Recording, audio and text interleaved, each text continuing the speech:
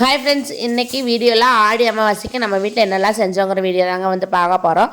அதுக்கு முன்னாடி நம்மளோட வீடியோ பிடிச்சிருந்துச்சுன்னா லைக் பண்ணுங்கள், ஷேர் பண்ணுங்கள், மறக்காமல் சப்ஸ்கிரைப் பண்ணுங்கள். அப்படியே பக்கத்தில் இருக்க பெல் பட்டன் கிளிக் பண்ணுங்கள். அப்போ தான் நான் வீடியோ போட்டோன்னா உங்களுக்கு நோட்டிஃபிகேஷன் வரும். வீடியோ பிடிக்கல அப்படின்னா தட்டி விட்டுட்டு போயிட்டே இருங்க. வாங்க வீடியோக்குள்ளே போகலாம். இன்றைக்கி ஆடி அமாவாசை அன்னைக்கு காலையில் நேரத்தில் இருந்துச்சுங்க. வீடெல்லாம் மறுபடியும் ஒரு தடவை வந்து மாப்பெல்லாம் வந்து போட்டு விட்டுட்டு மறுபடியும் எல்லாம் ஒரு தடவை வந்து க்ளீன் மேலால் அப்படியே வந்து க்ளீன் பண்ணி விட்டாச்சு. காலையில் பிரேக்ஃபாஸ்ட் பார்த்தீங்க அப்படின்னா தோசையும் வெங்காய சட்னியும் தேஜஸோட லஞ்ச் பாக்ஸ்க்காக செஞ்சுருந்தோம். அதுவே சாப்பிட்டுட்டு அப்புறம் லஞ்ச் வந்து ப்ரிப்பேர் பண்ணுறதுக்கு வந்து ஸ்டார்ட் பண்ணிவிட்டுங்க. நான் போய் குளிச்சுட்டு வந்துட்டு சாமி கும்பிட்றதுக்கு வந்து எல்லாமே வந்து ரெடியாக எடுத்து வச்சிடலாம் அப்படின்னு சொல்லிட்டு அதெல்லாம் கொஞ்சம் கொஞ்சம் எடுத்து வந்து வச்சுட்டு இருந்தேன். ஒரு 11 மணி போலேயே லஞ்ச் ப்ரிப்பேர் பண்ணுறதுக்கு வந்து ஸ்டார்ட் பண்ணியாச்சுங்க. நான்வெஜ் வேணுமா வெஜ் வேணுமான்னு சொல்லிட்டு யோசிச்சிட்டே இருந்தோம். ஒரு சில யூடியூப்ஸ்லாம் வீடியோ பார்க்கும்போது ஆடி அமாவாசை அன்னைக்கு இதெல்லாம் செய்யவே கூடாது அப்படின்னு சொல்லிட்டு முதல் லிஸ்ட்டில் பார்த்திங்கன்னா நான்வெஜ் லிஸ்ட் தான் வந்துச்சு. இதுக்கு முன்னாடி எல்லாம் பார்த்திங்கன்னா நாங்கள் நான்வெஜ் தான் வச்சு சாமி கும்பிடுவோம். சரி, இந்த தடவை கொஞ்சம் சேஞ்சாக இருக்கட்டும்னு சொல்லிட்டு வெஜ் வச்சு சாமி கும்பிடலான்னு சொல்லிட்டு வெஜ் தாங்க வச்சு சாமி கும்பிட்டோம். என்னென்னலாம் செஞ்சேன்னு பார்த்தீங்கன்னா கேரட் பீன்ஸ் முட்டைக்கோஸ் பொரியல், அப்புறம் முருங்கைக்காய் சாம்பார், ரசம், பாயாசம். இன்றைக்கி எங்கள் ஏரியாவில் பார்த்திங்கன்னா சடவுன்னு, அதனால் வந்து வடை சுட முடியல. ஆட்டுறக்கு வந்து மிக்ஸி கரண்ட்டில் அதுங்காட்டி இல்லை, ஆட்டாங்கள் நம்ம வீட்டில் வந்து கிடையாதுங்க. அதனால் வந்துட்டு சரி போண்டா சுட்டுக்கலான்னு சொல்லிட்டு போண்டா தான் வந்து ப்ரிப்பேர் பண்ணேன். அது எப்படியெல்லாம் செஞ்சோங்கிறத இந்த வீடியோவில் வந்து பார்க்க போகிறோங்க. ஃபஸ்ட்டு வந்து கேரட் பீன்ஸ் அதெல்லாம் வந்து கட் பண்ணி வந்து எடுத்து வந்து வச்சுட்டேன். அடுத்தது வந்து சாம்பாருக்கு பார்த்துட்டிங்க அப்படின்னா பருப்பை வந்து வேக வச்சு வந்து எடுத்து வச்சுட்டேன். ரசத்துக்கு பார்த்திங்கன்னா தக்காளி கொதிக்க வந்து எடுத்து வச்சுட்டு ஒரு சைடு வந்து அரிசி வந்து ஊற வச்சுட்டேங்க.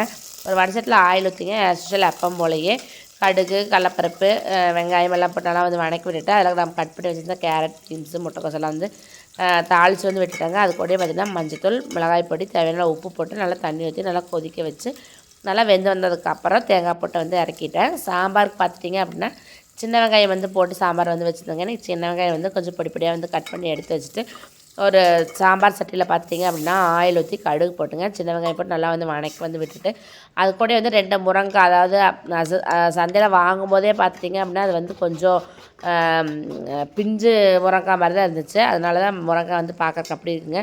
முத்துன முருங்கைக்காய் நான் எப்போவுமே வந்து வாங்கவே மாட்டேன், எனக்கு பிடிக்கவே பிடிக்காது. முருங்கைக்காய் மேக்ஸிமம் நம்ம வீட்டில் யாருமே சாப்பிடவும் மாட்டாங்க.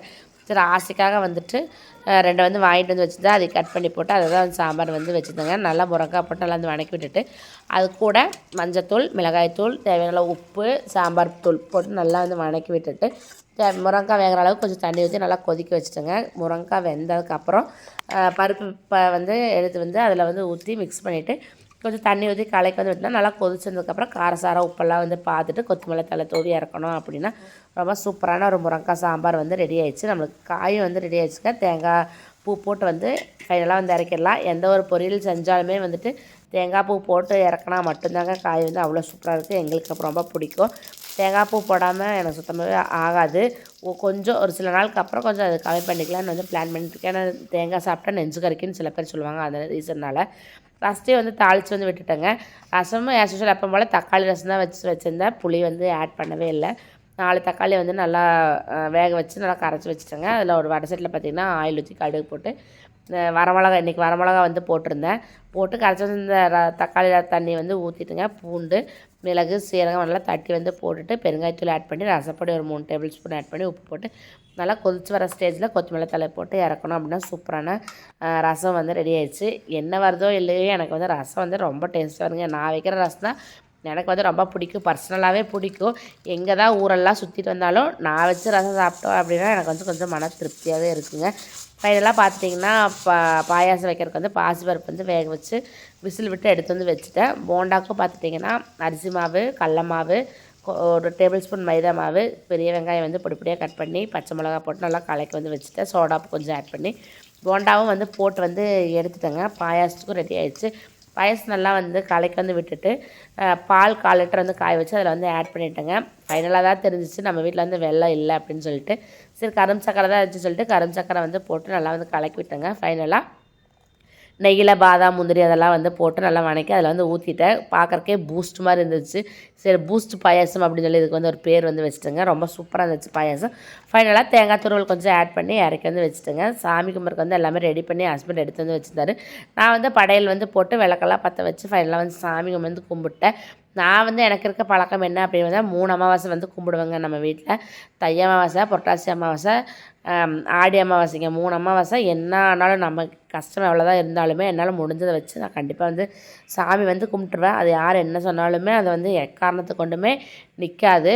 இந்த ஒரு பழக்கம் வந்து எனக்கு ஒரு 3-4 வருஷமாக கடைப்பிடிச்சிட்டே வந்துட்டுருக்குறேன். நான் ரொம்ப நல்லா இருக்கேன். எனக்கு வந்து மன திருப்திக்காக நான் வந்து கும்பிட்றேன். இதனால் நல்லா இருக்கா பாசிட்டிவ் வைப்ஸ் அதெல்லாம் வந்து கேட்காதீங்க. எனக்கு பிடிச்சிருக்கு. அதனால் வந்து நான் 3 அமாவாசையை நான் வந்து கும்பிட்றேன். ரொம்ப சூப்பராக வீட்டிலலாம் வந்து சாமி வந்து கும்பிட்டு முடிச்சுட்டு மாமியார் வீட்டில் போயிட்டு மாமியாரோட ஃபோட்டோ வந்து எடுத்து வச்சுங்க. படையல் போட்டு வந்து அவங்களுக்கும் வந்து வீட்டில் போய் சாமி வந்து கும்பிட்டு வந்து வந்தாச்சு. எங்கள் வீட்டுக்கு பக்கத்துலேயே தாங்க குலதெய்வ கோயில். காலையில் நேரத்துலேயே வந்து போகலான்னு வந்து பிளான் பண்ணியிருந்தோம். சரி மத்தியானமாக சாயந்தரமாக போய் கும்பிட்டுக்கலாம்னு நினச்சோம். சரி அங்கேயே போயிட்டோம் கும்பிடாமல் வரக்கூடாதுன்னு சொல்லிட்டு குலதெய்வ கோயில்லையும் போயிட்டு சாமியெல்லாம் கும்பிட்டுட்டு சூப்பராக வந்து வந்தாச்சுங்க. இப்படி தான் என்னோடய ஆடி அமாவாசை வந்து டே வந்து போச்சு. உங்களுக்கெல்லாம் எந்த டே எப்படி வந்து போச்சுன்னு சொல்லிட்டு கண்டிப்பாக என்கிட்ட வந்து ஷேர் பண்ணுங்கள். என்னோடய வீடியோ பிடிச்சா கண்டிப்பாக சப்ஸ்கிரைப் பண்ணுங்கள்.